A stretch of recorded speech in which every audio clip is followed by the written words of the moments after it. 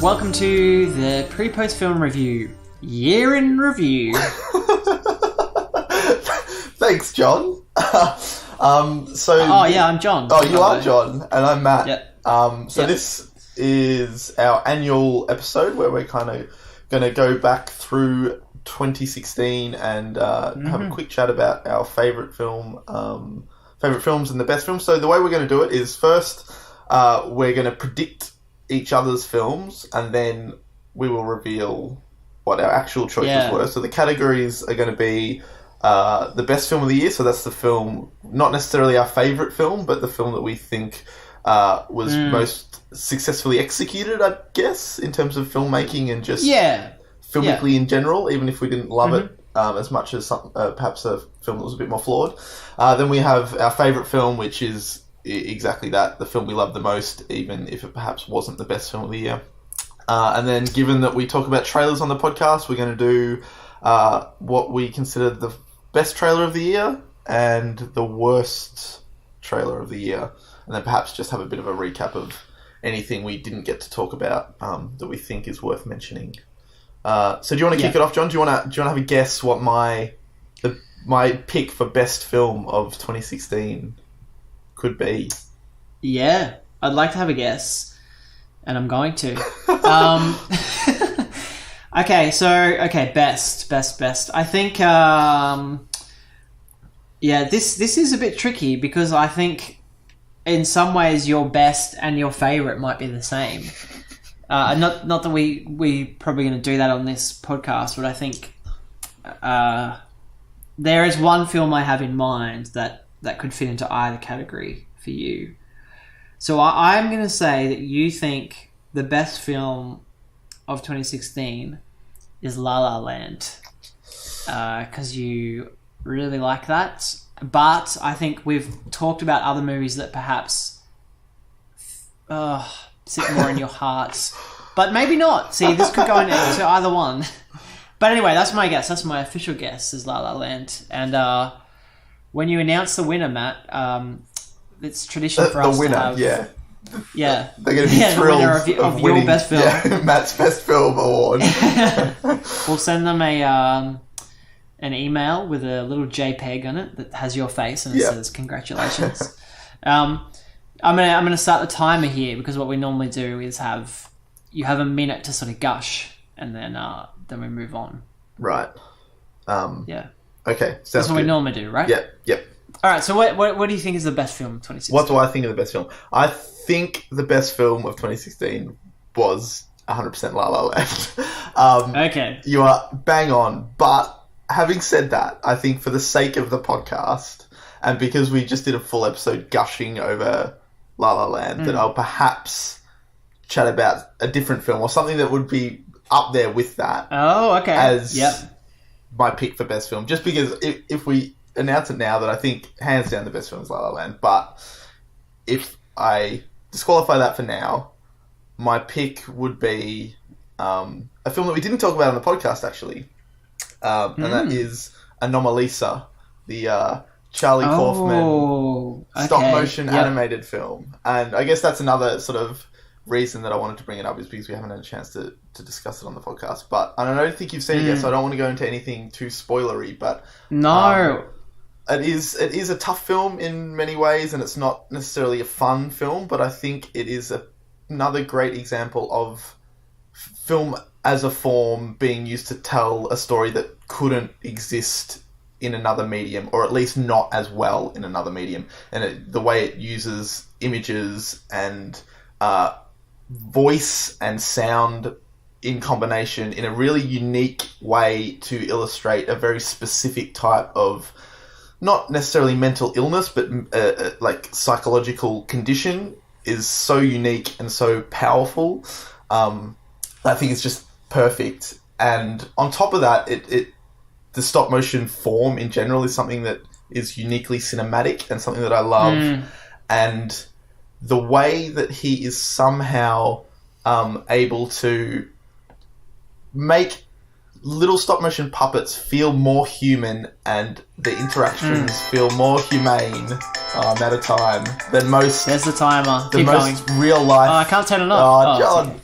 Yeah, the interactions and the puppets feel more humane and lifelike than many real life actors in films of 2016 is such an unbelievable feat that I've never sort of seen anything like that before. And in particular, there's like a puppet sex scene that is one of the most honest and gentle kind of sex scenes I've ever seen on film, and it's stop motion. It's crazy. So yeah, that disqualifying La La Land, my pick would be Anomalisa. Which you interesting. Yeah. Okay, yeah, I do. I was really hoping to see it before we did this episode. I ran out of time. I don't really have an excuse, but I'm dying to see that, and I feel like I would really, really like it. Yeah, I think you would. So thanks for that answer, Matt. Unfortunately, disqualified because you said 2 movies. Exactly. Get off the podcast. Yeah. Okay, best film. Yeah. What's your guess for my pick? Well, see, this is the trouble that we're going to be in, because I was going to say the same thing. If I had to pick what you consider the best film, I would probably pick La La Land for you as well, for similar reasons. Like, I think you perhaps have something that's closer to your heart. I have an idea of what I'm going to pick that's probably completely wrong.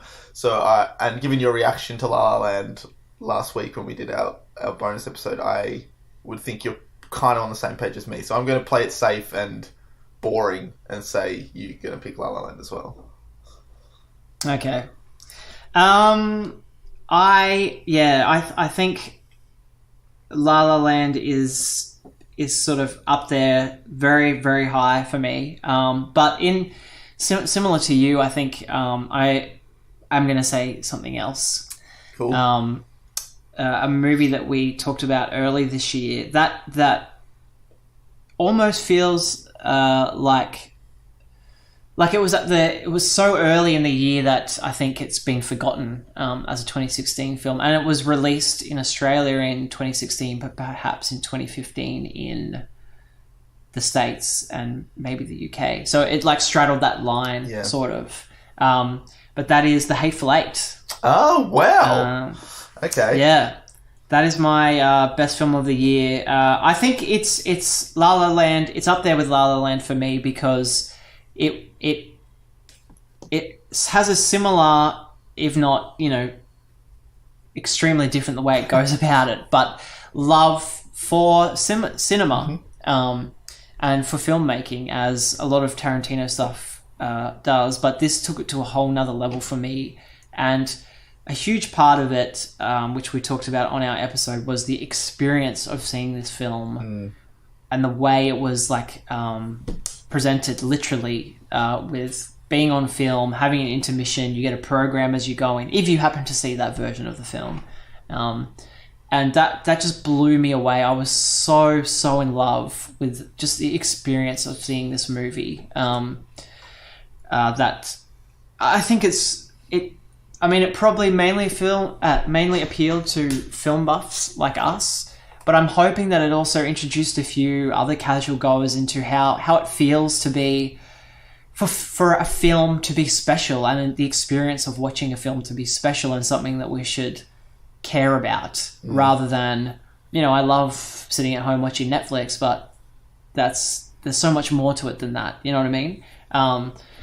So that's kind of my best film. And then, you add on top like the actual filmmaking and the writing and the acting. Like, it's just a tour de force of all of that stuff. Like, the score was great. I just think, it's just a very powerful, in a completely different way to La La Land and Anomalisa.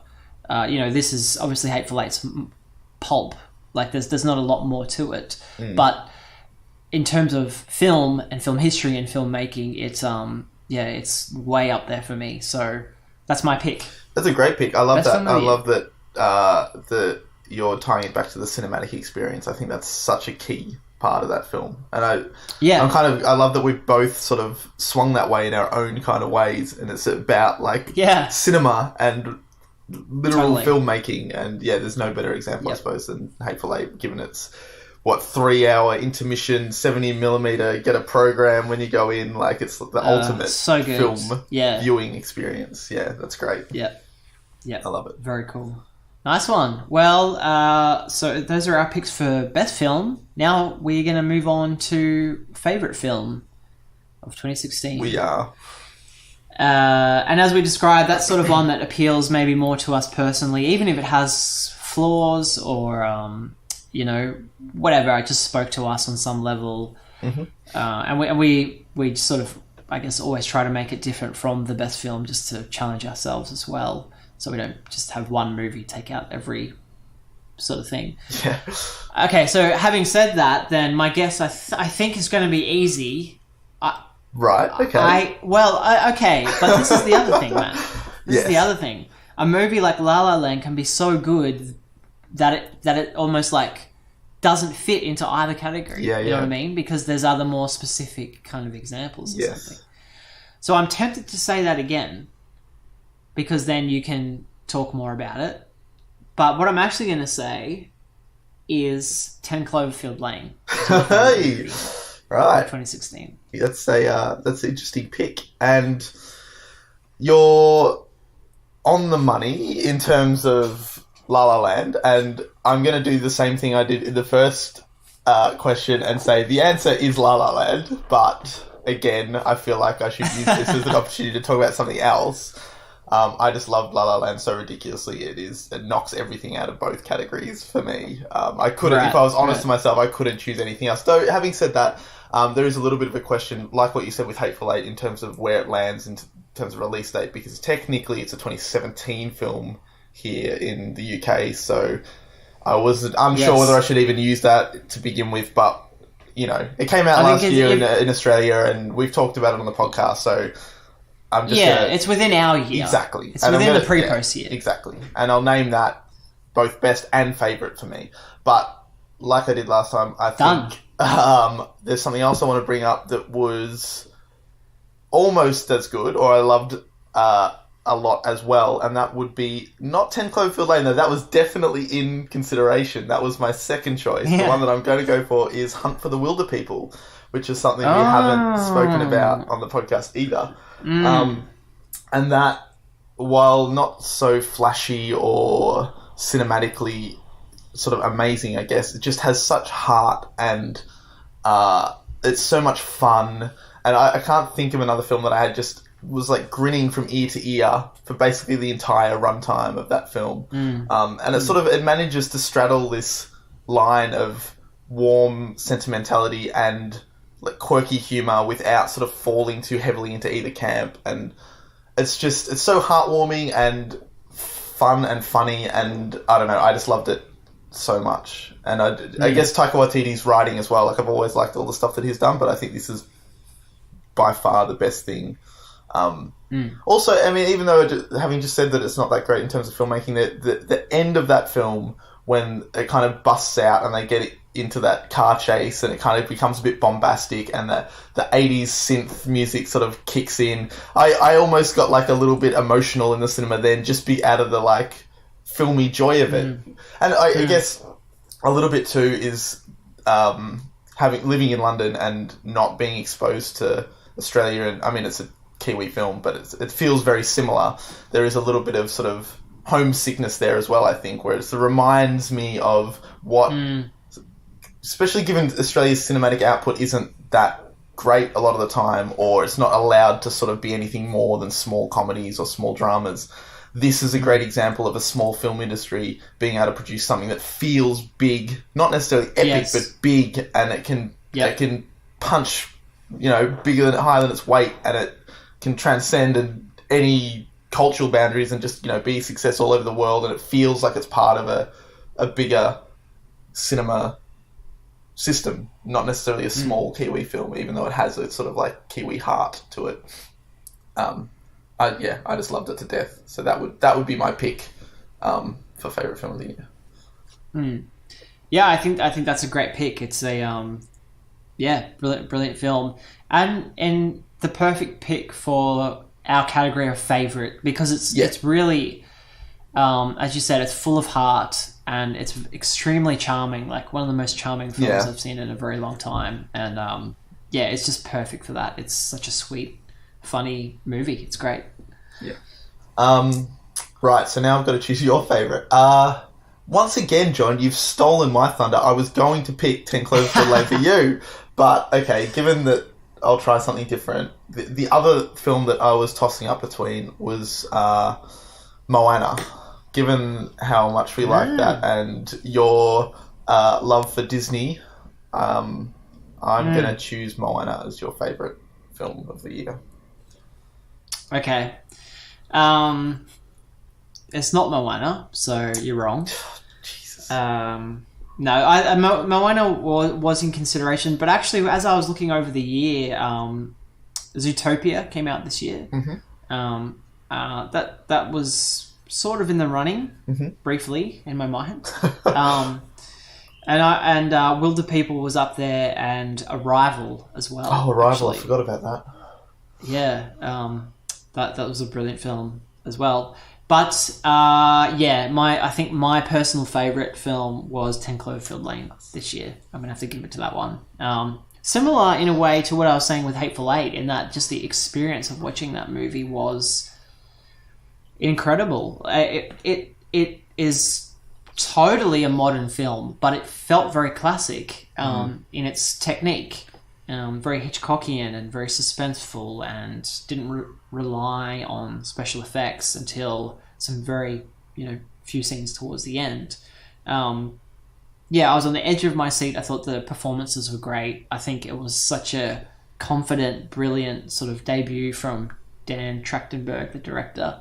And it just, I think we were excited for it, but it blew us away with how great it was. And that's always just such a great experience to have in the cinema, and one that doesn't come along too often. So I think that's a great favorite film of the year. Pick. I'm glad you brought that up, because like I said, I was tossing up between Hunt for the Wilder People and 10 Cloverfield Lane, and I ended up going with Hunt for the Wilder People for the heart in it, but 10 Cloverfield Lane was so close behind that. Like that, such a great cinema experience, and so assuredly done. Like the Hitchcockian suspense was something I did not expect from a first-time filmmaker like Dan Trachtenberg. Like it's an impressive first film. So assured.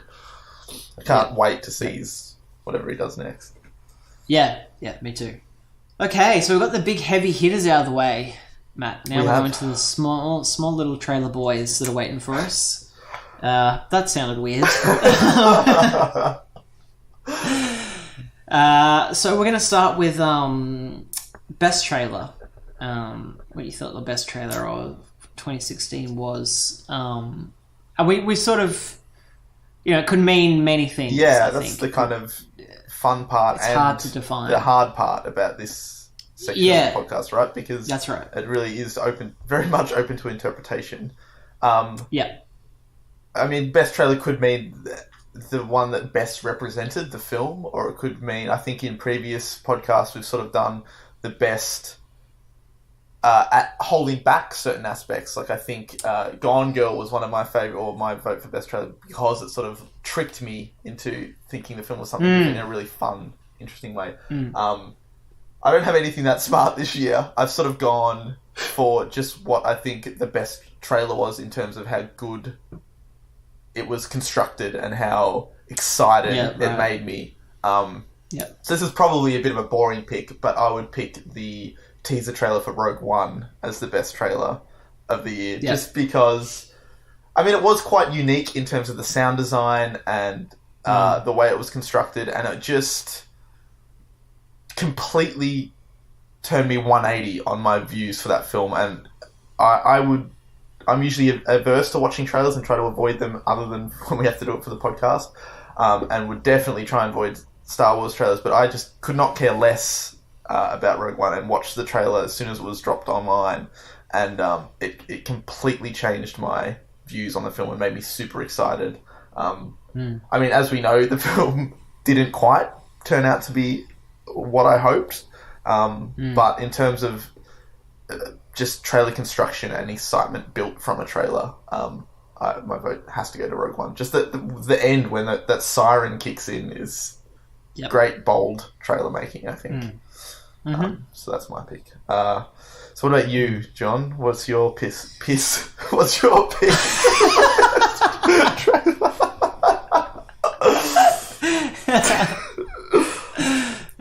My piss is in my bladder. Well, it's funny you bring up Rogue One, Matt, because that was my pick as well. And purely for the same reasons, I think, just in terms of like, sometimes we talk about trailers being like little projects or little shorts in themselves that can have really great storytelling or filmmaking, I guess, in them. And the Rogue One trailer definitely had that. I think it set a really good tone, and just the construction of it was brilliant. And I'll echo everything you said. And the main point I was going to bring up was that sound design at the end with the horn, which just set the whole sort of fanboy world on fire. I think that trailer made a huge impact. And it got me really excited as well. Although the beginnings of the doubts started to come. That's true. I must say, for you at the same time. Yeah. For me personally, but I think looking over what we've talked about in other movies I've seen this year, I think that stands out for me as the best trailer. Very well done. That is a good pick, and it's interesting too, like that bold sound design choice. Interestingly, I recently rewatched the original trilogy of Star Wars films, and that siren is present sort of throughout every film as background noise, like when something happens in one of the Imperial ships or Death Star or whatever. And it wasn't until that trailer that I even noticed it was a Star Warsy thing, and that was they just brought it to the front and made it super prominent. Like to me it was almost a shock when it first kicked in. I had no idea what that noise was. Like it almost sounds like a scream or a wail or something, and then it starts to repeat, and you realize it's a siren going off. I just liked that internal consistency, and that it actually just highlighted a small piece of sound design that's always been present and sort of brought it to the front in a unique way. Yes, really clever. Clever trailer making. Totally. Yeah. It's certainly not prominent in the film, I don't think. Like in terms of being used in that sense. I'm sure it's there in the background, but maybe. Good pick, John. Right, what's next? Worst trailer. Again, this is kind of tough because it just depends on how you interpret the word worst. I think previously we kind of have talked about how trailers misrepresent films in a bad way or over explain or show too much. I think The Martian was one last year just because it showed the entire plot, showed everything, friggin' film. So my pick for worst trailer is going to be a film that we actually didn't talk about on the podcast, which seems to be a bit of a theme this episode. And that is the trailer for Passengers, which wasn't necessarily a film I was excited for. That's a good pick. The idea of a unique, original sci-fi film with two superstars, Hollywood superstars, Chris Pratt and Jennifer Lawrence, sounded great, and the trailer made it look like this kind of romance that evolved into like a spooky sci-fi action film, and there's kind of like taglines about why they were woken up, and there was sort of this looming sense that there was something sinister afoot, and more of a sort of sci-fi conspiracy or something exciting and surprising was going to happen in the third act. And then I went to see the film, and it is not that at all. And it's actually quite bad. But there is no mystery whatsoever. I don't know how much spoilers I can go into, but it very much is a misguided romance film that sort of pivots on a character decision that is deplorable, that could have been built into something interesting, but it is pitched as a tragic romance that is so misguided and so silly. And the trailer completely and utterly misrepresents it. And I think that is a deliberate marketing choice by the studio, given that the film... They probably saw the film and realised how bad it was, and then tried to get audiences excited by selling it as a spooky sci-fi adventure, when really it's a creepy romance that doesn't work. So yeah, Passengers would be my pick for worst trailer. Interesting. I still haven't seen it. But I know it's not getting great reviews. But I have seen the trailer a few times. They showed it a lot at whatever I've been seeing recently. And yeah, I would say it's just a bad trailer because it shows so much of the movie. But it's interesting hearing that what you're saying, because perhaps it is misleading. It's it's surprisingly misleading. Like you think it shows a lot of the film, which it kind of does, but it does in out of context that it almost doesn't show enough of the film in a weird way. Yep. So yeah, avoid Passengers, I would say. All right, John, so what about you? What is your worst trailer of 2016? My worst trailer, I'm not sure how well this one works, Matt, but I'm going to say Fantastic Beasts and Where to Find Them. For a few reasons. I think by the time the movie came out, there were like 50,000 trailers for this thing. So they over marketed it, I think. And I also think it's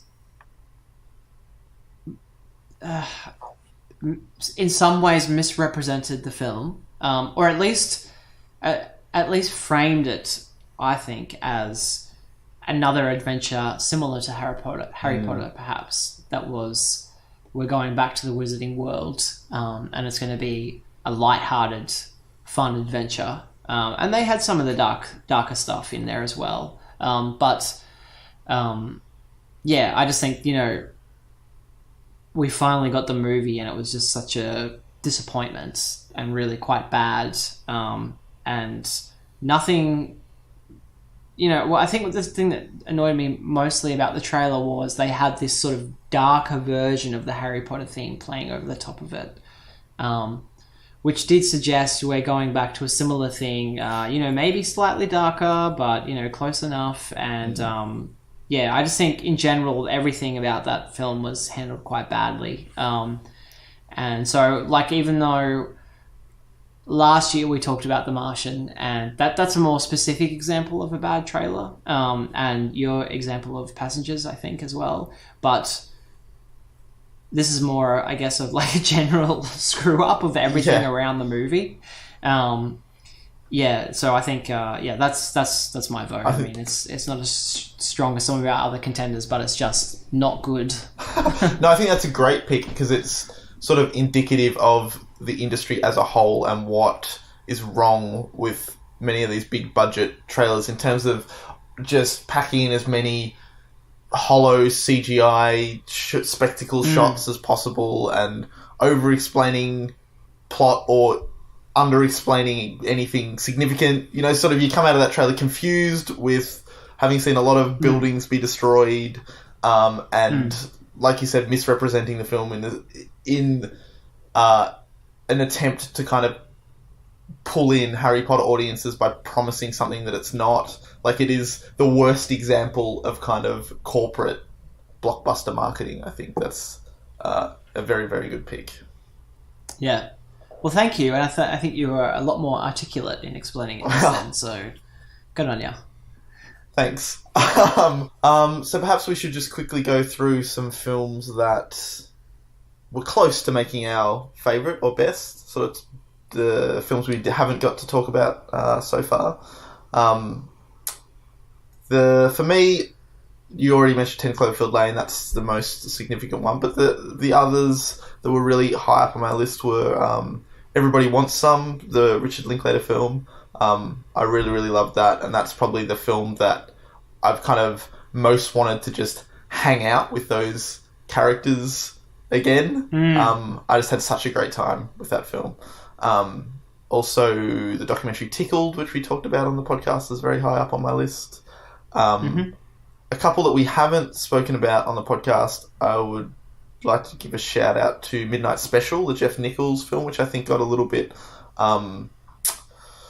underrated and underseen. I think people expected something different from that, but I actually think it's quite a interesting and kind of complex examination of belief and believing in things that you can't necessarily tangibly see or feel, which is sort of reflected in the filmmaking. And I think people were a bit put off by the lack of like concrete explanations for things, but I actually think that's a deliberate filmmaking choice, which I thought was quite smart and effective. Also, another documentary, Notes on Blindness, I really loved. And The Forbidden Room too was kind of a Guy Maddin film, which is this crazy sort of montage of weird, surreal moments. I mean, there's no sort of narrative or anything really. It's just a bombardment of crazy images, but the wackiness of it and just the old school sort of silent filmy style for a film buff like me was just hypnotic and amazing. I loved every second of that crazy film. I think most of the others we've kind of talked about on the podcast: Hateful Eight, Revenant, Hell or High Water, Green Room as well. Actually, that was pretty high up on my list. And Moana and Zootopia, like you said. What about you, John? Have you got any honourable mentions you'd like to throw out? Yeah, I think a lot of mine, lap over with yours. I've also got. I'll add some other ones here that I can see on my list. Don't Breathe, which I only just saw recently, but I think that that was a real highlight. Just such a very well made, suspenseful, extremely dark at times, but also kind of funny film. That's just a great all around horror film. Yeah. We've talked about Wilder People, Moana. Swiss Army Man is one we haven't talked about on the podcast. That's up there for me. I think never really a close contender for being like my favourite or anything, but something I enjoyed a lot, and was just like probably one of the weirdest movies I saw this year, that's for sure. Weirder than you can predict, I think. Definitely the most farts in a movie you saw this year. Yeah, for sure. Yeah, definitely. Yep, that's right. And boners too. So that was a great one. We've touched on Arrival briefly. That was, we both love that. Kubo and the Two Strings is up there for me. That was really enjoyable. Just a beautiful, beautiful film. I've got a huge list here. I won't go through everything. Evolution was more of a sort of a festival one that we kind of talked about briefly. I thought that was fantastic. Zootopia we've gone through. So there was a short here that you put me on, Matt, and this I'm pretty sure it was a 2016 release, which is called This House Has People in It. Oh, yeah. And I just saw that when I was going through my letterbox, and I thought, that's worth bringing up in honorable mentions because it's so bizarre and interesting and creepy. Yeah, that's great. And that filmmaker, whose name I have forgotten, also did unedited footage of a bear, which was a fairly well-known viral kind of Adult Swim show. I think so. Adult Swim, yeah. So this is his second or third short, I believe. That's definitely worth checking out. I know you're a big fan of that one as well, Matt. That's kind of it for my honourable mentions. And obviously most of what the films you recommended then, I just echo the same kind of thoughts. Yeah, that's great. I love that you brought up some short films. We should try and do that more often, actually. That's something that I feel like is a big hole in my film viewing each year. I don't get to see many short films. Yeah. Yep. Before we go on, Matt. Yes. I thought I had a little section here that's just called Meh. And right. I've got a few films listed in that. So I'm wondering if they're films that are, I guess, they're not bad or huge disappointments, but ones that left you feeling sort of underwhelmed or disappointed. Right. Yeah, that's good. Good question. and totally not prepared for that. Yeah, sorry. Oh Jesus! Off the top, Well, do you want me to tell you what I have yes, here? that'd be great, and I'll have a quick think of some of the disappointments of the year, or Okay. underwhelming experiences. So what did you have on your list? I've got Finding Dory. Oh yeah, good pick. Which is one I was, we weren't really sure what to think of that, but that was kind of neither here nor there. I have BFG there. I hate to say. And I also actually have put Rogue One under there as well. I think as time goes on, I think that's a perfectly fine movie, but ultimately not amazing for me. Yeah. I would agree with all of those picks. I agree with you on Rogue One. That's sort of lessening in my view the sort of further I get away from it, which is a bit disappointing. I mean, I still think it's good. I had a good time, but I'd say I'd put that in an underwhelming category for sure.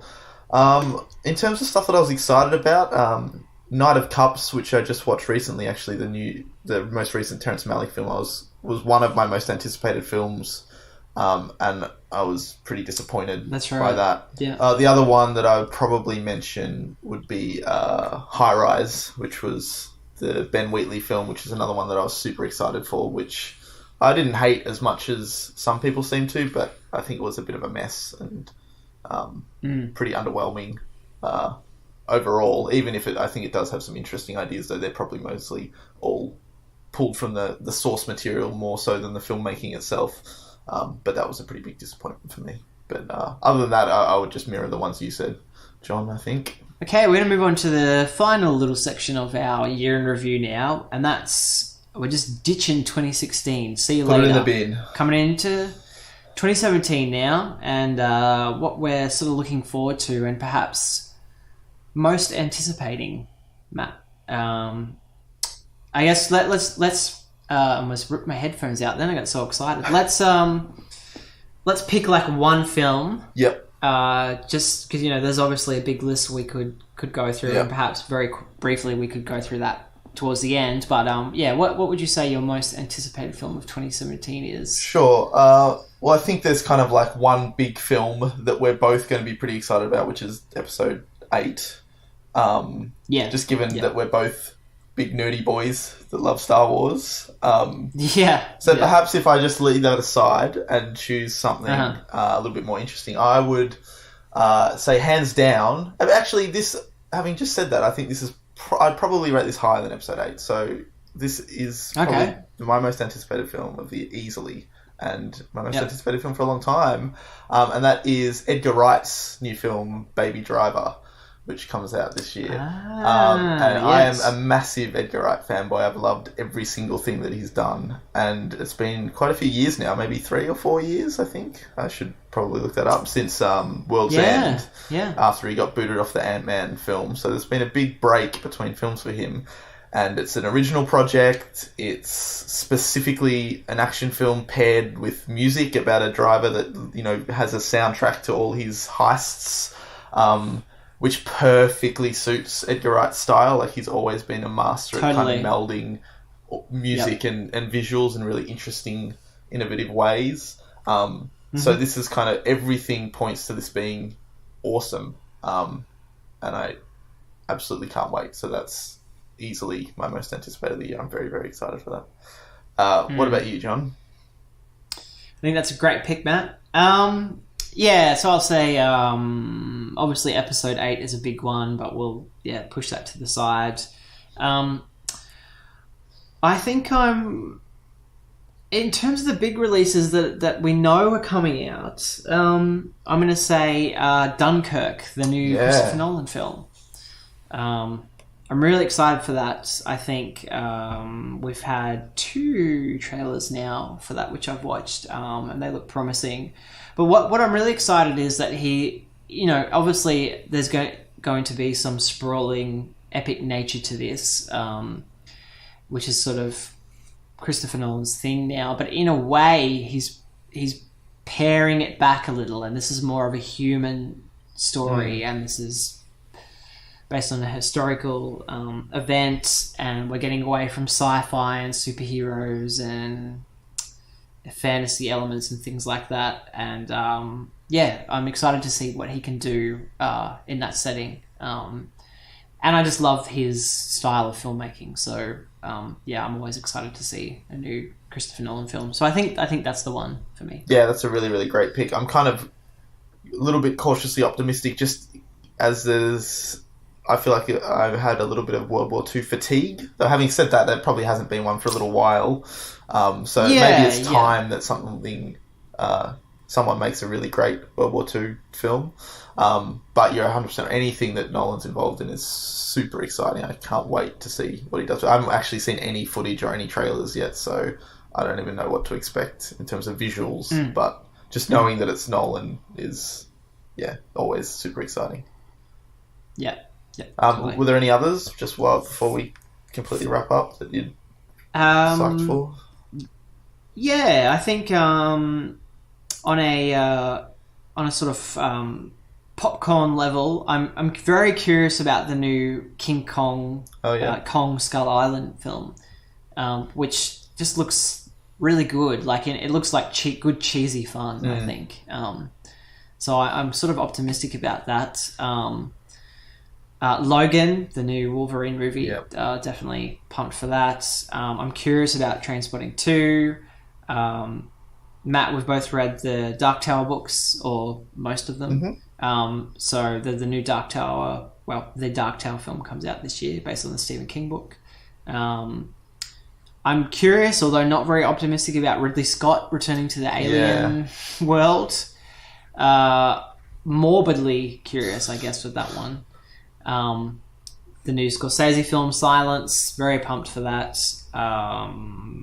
New Planet of the Apes, I think. We've loved both of the previous ones. That's a really good pick. Yeah, I'm really hyped for that. I'm a big fan of the Stephen King book It, so that first chapter of that is coming out this year. And the Blade Runner sequel is also this year. So they're the sort of highlights for me looking forward.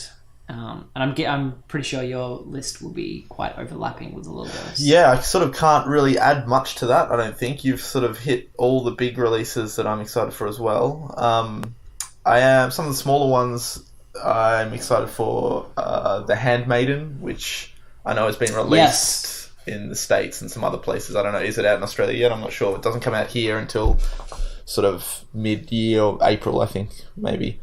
So it's a little ways off, but I'm very excited for that. I'm also excited for a small little stop motion film called My Life as a Courgette or My Life as a Zucchini, depending on which territory you're in. That got huge festival buzz when it was here in London, and I think it's played at some other places, and I know some people who've seen it who have said it's very, very good, and I'm a big sucker for stop motion animation, so that's very exciting. And I guess in terms of other sort of big films, I am as much... I don't know whether I'm genuinely excited for this, and I know we definitely have Marvel fatigue, but I'm very curious about the new Thor film, given that it's directed, and I don't know if it's written, but definitely directed by Taika Waititi, who, following up Hunt for the Wilder People, my awarded Matt's favourite film of 2016. So I can look past the Marvel brand and just hope that he's doing something fun and different with that franchise. Coco, which is the new Pixar film, right? That comes out. Yes. Yes. I think at the end of next year. I think it sneaks in December here at least. Which is the first sort of original one they've done in a little while since Inside Out, I suppose. Which I'm very excited for. Yeah, absolutely. Yeah, I can't believe I forgot about that one. They're great picks, Matt. There's a lot to look forward to, and hopefully less than half of it disappoints us. So I guess to wrap up, what are your general thoughts on 2016? Was it a good year, a bad year, mixed year? Are you happy with what you saw? Yeah, I think it was a good year, man. Like when I was making my little list for this episode, I wrote down so many more good films than I did bad films. So yeah, I think we talked about a lot of good stuff. I think it was a really, really good year for film this year. I think perhaps there wasn't... I mean, it's hard to say, like, there wasn't a huge surprise that came out of nowhere, I want to say. I mean, you could argue in La La Land in a way is kind of like that, but knowing Damien Chazelle's history, it's not. You know, I think that sort of festival film, that like The Witch or something like that, which we love experiencing and finding and sort of coming out of nowhere, for me personally didn't really happen this year, even though there was a lot of good stuff that we talked about and saw. But I mean, awesome year for film, I think. I would agree with that. What are your thoughts? I would also agree in terms of your about there being sort of a lack of a big surprise. I would say in a sort of slightly different way, films like 10 Cloverfield Lane or Don't Breathe kind of qualify. That's a good point. Though they're much more mainstreamy and were both very successful. There weren't small little films like The Witch or something that kind of came out of nowhere or came out of the festival circuit. But for sort of studio films, they both took me by surprise. But overall, I think it's been a great year, and I mean, I've gushed about it enough already, but just La La Land in general, having that film come out, and it's, like I said in our little review, is probably potentially one of my favourite films of all time, definitely means that it's a good year if a film like that lands. I think it's been good. Yep. Fantastic. Well, we want to thank, I guess, everyone for listening this year, and we look forward to having good old chats for 2017, and thanks for all your companionship, Matt. Thank you, John. It's been great.